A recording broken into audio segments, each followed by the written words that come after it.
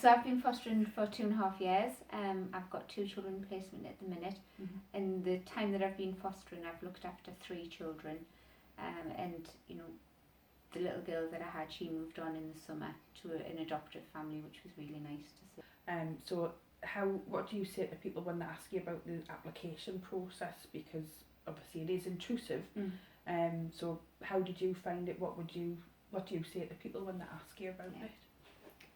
Yeah, I mean, it's done in chunks, so the social worker will come out on a fair few occasions. I think it was probably 9 or 10 for us, and they'll look at one part of the form, explain to you why you're doing that, what the purpose of that bit is, what the purpose of asking the questions are, and then they'll go away. You can reflect when the social worker's gone away. They reflect, come back, and then you answer another part and you go into more depths about things, and it can leave you feeling quite vulnerable at times, but if you've got a good supervising social worker, they're there to support you and there to help. They have to make sure that the right people are being brought in to look after these vulnerable young children and young people, but I don't think you realise how intrusive it is until you actually go through it. Intrusive is probably the wrong word. In depth, looking really at everything from your childhood experiences, the negative things that have happened in your life, the positive things that have happened in your life. If you have got children, how you parented, the things that you came across, and how you dealt with behavioural issues, and children with, if your child's had any trauma or had any problems at school, that type of thing. They even look at your relationships, how you bounce off each other, you and your partner and things. And I think they have to do that, because if they don't know you as a family, how can they support you?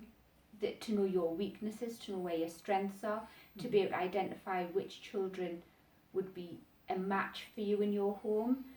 Because the last thing that anybody wants is to be set up to fail. And I was really lucky that the supervising social worker who did my sort of process is now my supervising social worker now. So she knows my strengths and she knows my vulnerabilities, and she knows how I'm going to react to something before I even react to it sometimes, and so she can preempt, and it's a real help for me. But during the process I did have lots of tears, because sometimes you have to go to places that you don't necessarily want to go to. And yeah, it has to be done. The whole application process is said to help you prepare to become a foster carer as well. So there's, as well as there's the 3-day training, is there the preparation? Do you do preparation throughout the application process as well as that course? I think yes, to a certain extent. I think nothing can prepare you for fostering until you've actually got a child in placement. They do the best that they can to try and prepare you. So they tell you what's expected of you, sort of, the initial training courses that you have to go on. Silly things like having a homeowner certificate for your electric and your gas and things like that. Making sure that you've got business use on your car, all of those types of things. And they try and tell you about the children who are will be coming into your homes, because with all the best will in the world, the majority of children who will cross your door will have some type of emotional issues and problems that you need to be able to cope with, that you need to help navigate these children through to the best of your ability to make them feel secure and stable and safe. But like I said, until they come through your door, you're not really prepared. Talking about where your strengths and weaknesses are, did they identify particular courses you could go on straight off from starting foster care? With like your supervising social work, I think works with a training officer, don't they?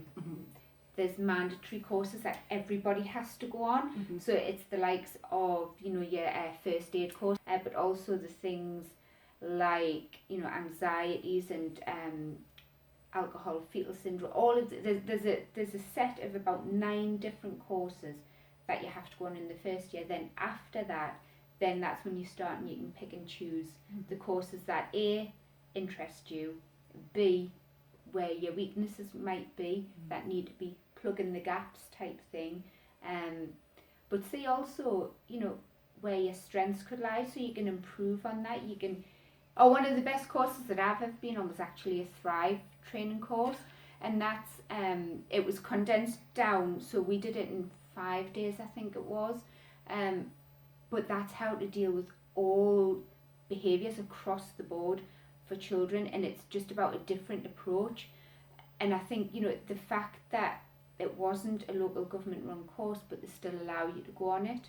And if you identify training that they don't run, they still will consider it and pay for it, which is excellent as far as I'm concerned, because I have a real interest in how to deal with certain behaviours, because it's all well and good, of course, telling you that this is how a child should develop, should behave, but when these children cross your doors, that isn't how they are, and you need strategies to be able to deal with that.